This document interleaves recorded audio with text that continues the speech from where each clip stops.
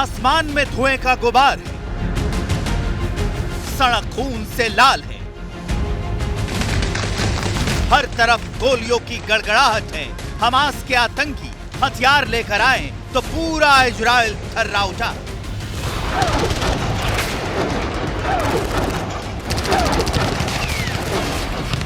आसमान से हजारों रॉकेट बरस रहे थे। सड़क पर आतंकी AK-47 लेकर खूनी खेल खेल रहे थे।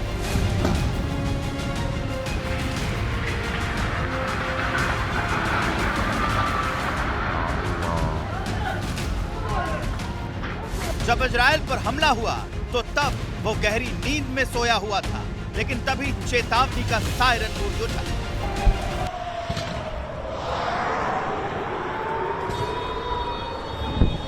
सबसे पहला हमला गाजा पट्टी से हुआ। हमास ने इतने रॉकेट छोड़े कि आसमान से अग्निवर्षा होने लगी।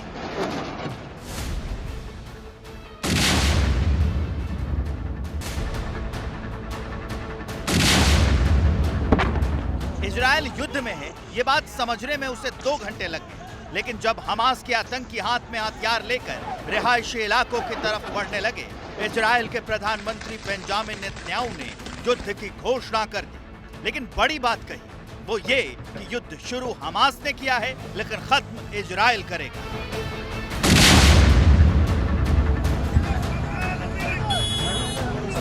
אזרחי ישראל, אנחנו במלחמה, לא במבצע, לא בסבבים, במלחמה. הבוקר חמאס פתח במתקפת פתע רצחנית נגד מדינת ישראל ונגד אזרחיה. אנחנו בתוך זה משעות הבוקר המוקדמות. כינסתי את ראשי מערכת הביטחון, הנחיתי קודם כל לטהר את היישובים מהמחבלים שחדרו פנימה. הפעולה הזאת מתבצעת בשעות הללו.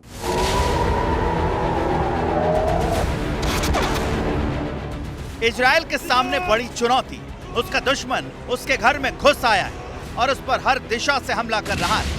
हमास ने इजराइल पर 7000 रॉकेट बरसाने का दावा किया है।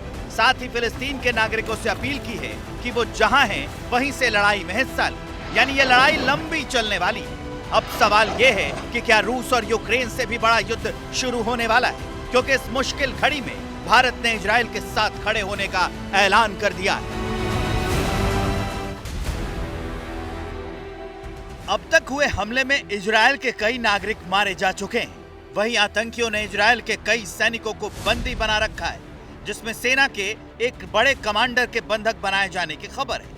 यानी पूरा इजराइल रणभूमि में तब्दील हो गया है, क्योंकि आसमान से सिर्फ रॉकेट ही नहीं, पैराग्लाइडिंग के जरिए भी आतंकी रिहायशी इलाकों पर गोलियों से निशाना लगा रहे हैं।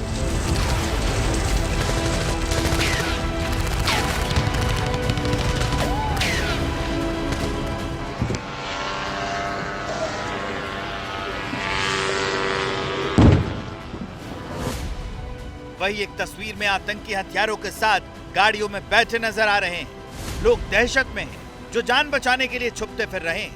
युद्ध के बीच से एक वीडियो सामने आया है, जिसमें इजरायली नागरिक एक लोडिंग गाड़ी में छिपे हुए हैं।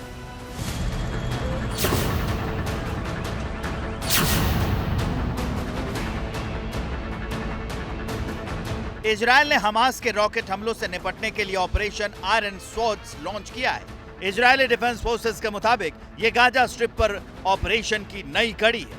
असल में इजरायली मिलिट्री अपने ऑपरेशन का नाम हिब्रू में रखती है, इसके बाद इसे अंग्रेजी में ट्रांसलेट करती है। इन नामों का सिंबॉलिक के साथ राजनीतिक महत्व होता है। इसके साथ दुश्मन के लिए बड़ा संदेश होता है, क्योंकि इजरायल ने जब जब कोई ऑपरेशन शुरू किया है उसे खत्म करके ही दम लिया है। लेकिन बड़ा सवाल यह है कि घर में बैठे दुश्मन को इजरायली आर्मी बाहर निकाल पाएगी, क्योंकि जैसे ही इजरायल ने युद्ध की घोषणा की, इजरायल की सेना मैदान में उतर आई है और चुन चुन कर आतंकियों को अपना निशाना बना रही है। लेकिन इजरायली सेना के सामने मुश्किल ये है कि उसे आतंकियों को अपने घर में खोजना है और फिर उन्हें टारगेट करना है। लेकिन हमास के आतंकियों को जो मिल रहा है उसे निशाना बना रहे हैं।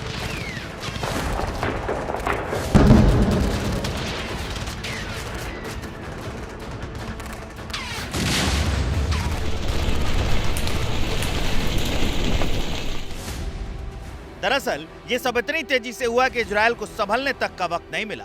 सुबह 9:30 बजे हमला हुआ।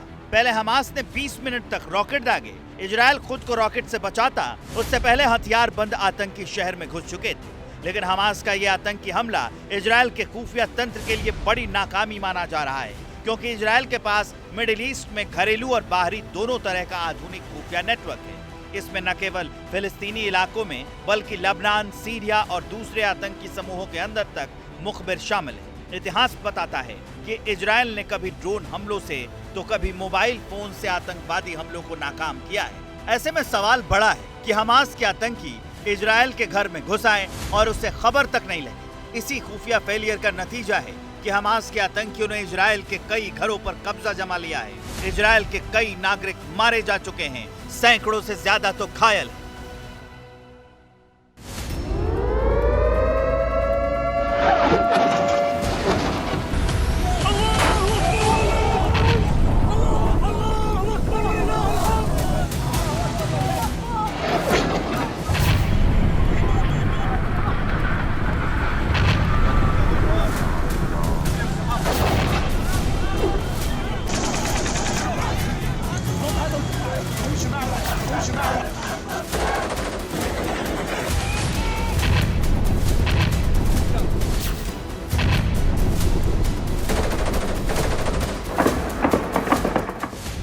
इस बीच हमास के अल कासम ब्रिगेड ने अपने ऑपरेशन अल अक्सा फ्लड के दौरान कई इजरायली सैनिकों को पकड़ने का दावा किया है।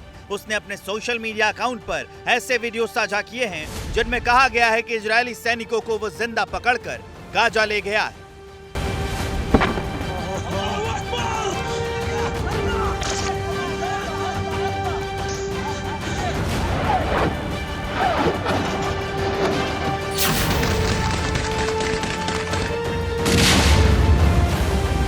हालांकि इसमें कोई शक नहीं है कि जो लड़ाई हमास ने शुरू की है उसे इजरायल खत्म करेगा, क्योंकि जब जब इजरायल युद्ध के मैदान में उतरा है दुश्मन को खत्म करके ही लौटा है। लेकिन इजरायल के इतिहास में पहली बार हुआ है कि उसे अपने घर में इस तरह खूनी जंग का सामना करना पड़ा है।